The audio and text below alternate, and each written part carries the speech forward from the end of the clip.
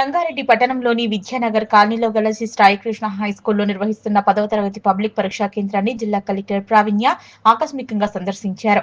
ఈ పరీక్ష సందర్భంగా పరీక్షల నిర్వహణ విధానం, హాల్ ఏర్పాటు, విద్యార్థులకు కల్పిస్తున్న సౌకర్యాలు, సీసీ కెమెరాల ఏర్పాటు, భద్రతా చర్యలను కలెక్టర్ పరిశీలించారు. పరీక్షలు సజావుగా, పారదర్శకంగా నిర్వహించాల్సిన బాధ్యత అధికారులపై ఉందన్నారు. పరీక్షా కేంద్రంలో విధులు నిర్వహిస్తున్న సూపరింటెండెంట్, ఇన్విజిలేటర్లు పరీక్షా నిబంధనలు ఖచ్చితంగా అమలు చేయాలన్నారు. పరీక్షా కేంద్రంలోకి అనుమతి లేని వ్యక్తులను, ముఖ్యంగా మొబైల్ ఫోన్లు, ఎలక్ట్రానిక్ పరికరాలు అనుమతించబడదని తెలిపారు.